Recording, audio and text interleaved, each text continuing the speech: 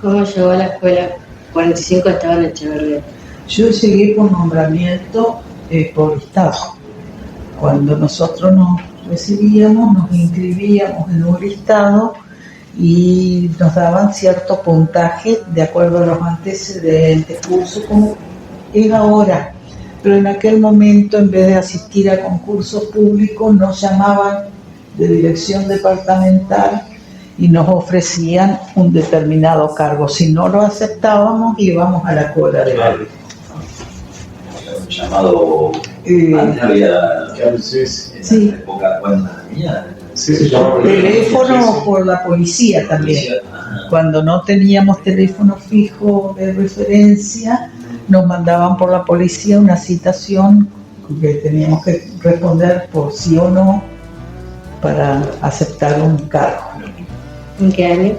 Es lo que le comentaba cuando ustedes llegaron. Yo no me acuerdo si fue en el 76, 77 o 78, pero fue por ahí, por esa década, que yo me había recibido en el año 75 y empecé a trabajar en todos los lugares donde me convocaban. O sea, pobrecita, entonces ya dio los pasos en la escuela. Sí, y trabajé, tuve el gusto y el honor, digamos, de trabajar con la señorita linda Mercedes Godoy, que fue la directora de aquel momento.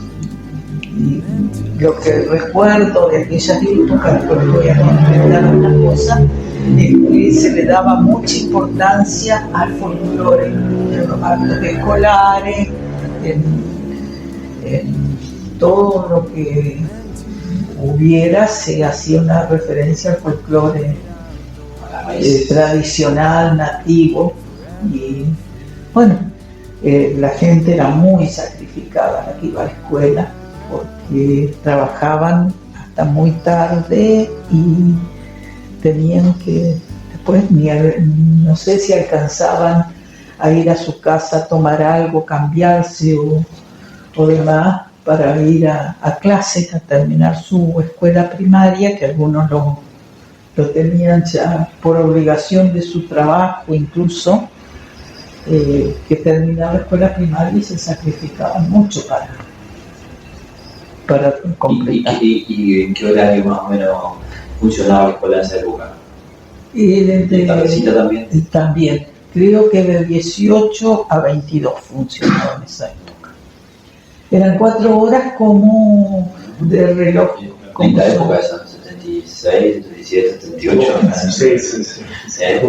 No, ¿Cómo estaba la situación en ese entonces? Acá en Marciano no, acá muy tranquila, pero la escuela nocturna no era conocida, por decir de alguna manera, en la comunidad. Entonces los maestros salían a hacer lo que les llamaban el censo, que era visitar hogares y hacer conocer que ahí podían terminar el séptimo. Yo trabajé en las épocas del séptimo todavía, que ahí podían trabajar, estudiar para terminar el séptimo, que se hacía entre ciclos como ahora también, pero y hacer conocer las ventajas, y la gente que ya tenían algún trabajo, incluso había gente de la policía que tenía que completar su séptimo grado en aquella época, y del ferrocarril, de la municipalidad. Entonces eran entidades públicas que de alguna manera los obligaban a que completaran el ciclo primario. Pero lo más notable de esto es el tema del censo, que el maestro tenía que ir casa por casa, recorrerse el pueblo, el director sobre todo lo hacía, para que todo el mundo conociera lo que era la tarea de la escuela nocturna y atraer a la gente. Y bueno, nosotros le llamábamos el censo, se hacía cada principio de año y exigía un trabajo de varios días y con mucha dedicación, porque tampoco se hacía en el horario de la escuela. El maestro, el director no podía ir a las 10 de la noche a visitar un hogar, tenía que ir durante la mañana, a veces al mediodía cuando no estaba trabajando el interesado. ¿Qué funciones desempeñaba en la escuela aparte de dar clases? Y sí, en la escuela uno realiza distintas funciones. La municipalidad y las gestiones de la señorita Linda habían dado por resultado que se tuviera comedor, que ya les digo tenía que ver con el sacrificio que hacían los alumnos, y la gestión de becas, que se llamaba en aquel momento, que era una asignación que le daba la provincia, como lo hace hoy el Instituto Becario. No sé si lo hace para los alumnos de jóvenes y adultos, pero en aquel momento sí, materiales para cuadernos, todas esas cosas. Bueno, en ese aspecto también el maestro tenía que vender rifas, que participar trabajando en los festivales y todo lo que fuera necesario para tener recursos en la escuela como para la tiza, para la goma, para todo lo que hace falta, y el material de administración que generalmente nunca llega a ninguna partida, en ninguna escuela, no solamente a la nocturna ni que hablar, porque las escuelas de jóvenes y adultos siempre estuvieron un poquito relegadas en todo lo que fuera. Además, al no tener edificio propio, menos aún recursos recibe. No sé si ahora recibirán algo de bienes de consumo. Se recibe bienes de consumo. Pero en aquellas épocas ni tenían en cuenta de que funcionaba un establecimiento. Sí. Ni soñar con portero.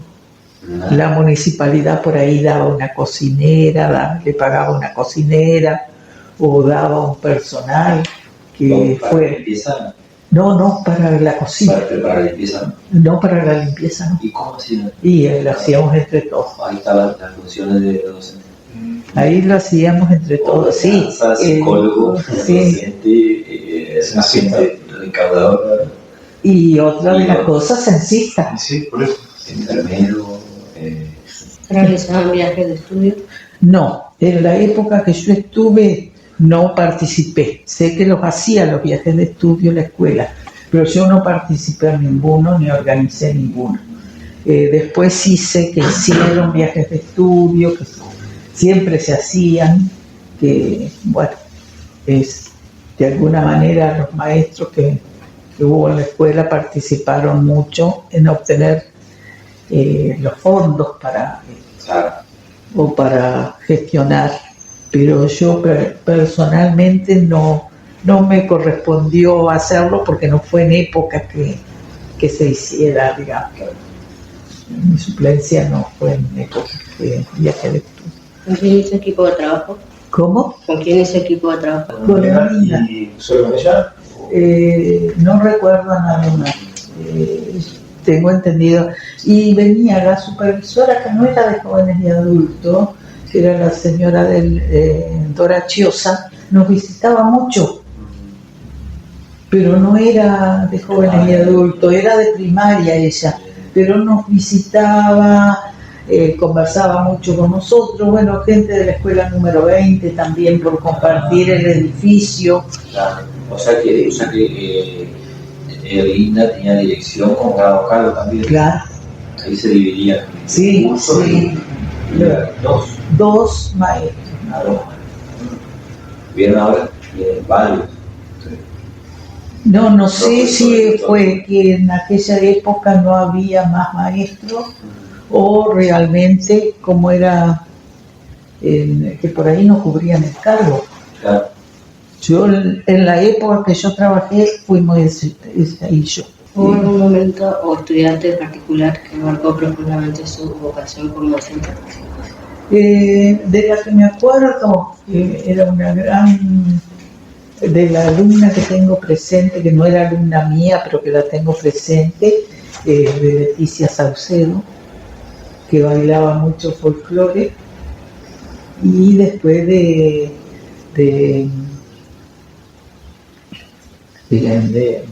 Aguilar, Luis Aguilar, que en realidad le decían el negro Saldivia, pero y su compañera de la vida, y su compañera de baile. De ellos me acuerdo porque eran figuras en todos los actos escolares. Y del pueblo. Y del pueblo. Las escuelas nocturnas suelen estar llenas de historias de esfuerzo y superación. ¿Cómo fue para usted ser testigo de tantas vidas transformadas y qué significado tuvo en esto en su vida personal? En mi vida personal hubiera querido seguir en la escuela. Realmente, porque uno tiene una relación distinta con el adulto y después la vida me dio la oportunidad de trabajar en otras cosas también con adultos. Pero personalmente hubiera querido seguir en la escuela nocturna y no me correspondió seguir. Claro, mi cargo, por ejemplo, lo ocupó después, el cargo que yo estuve de suplente, por eso les digo, lo ganó como titular Jorge Mendieta. Entonces, pero en lo personal me hubiera gustado seguir trabajando con adultos. Después la vida me dio la oportunidad de trabajar en la 28 con adultos, en los secundarios que trabajé en los secundarios y en terciario que trabajé con gente grande o con adolescentes que ya habían pasado a la adolescencia. Pero tuve dos experiencias en adultos. La escuela 45 y anteriormente en un centro de alfabetización, como se llamaban en aquellas épocas, donde vi a nivel mecanografía, que eran honores. O sea, el maestro buscaba colaboradores de la comunidad sin sueldo para que tuvieran algo más que las clases. Entonces, la experiencia del trabajo con adultos, no sé, es bastante, como decir, gratificante. Y bueno, de las épocas lejanas aquellas, donde por ahí era la escuela nocturna, tenía, ¿cómo les podría decir? Era un lugar donde se le daba la oportunidad de completar sus estudios a gente que realmente no lo había podido hacer.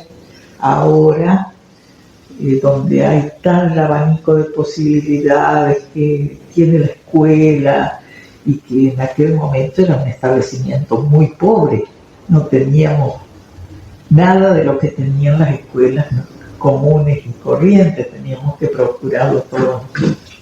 Claro, doble el esfuerzo. Era doble el esfuerzo de la gente también, porque el acceso a los libros por ahí era difícil, a los libros de texto, Claro. o si no tenían acceso a libros de texto de primaria, o sea, iban a empezar a leer y escribir con mamá, papá, oso, gente adulta.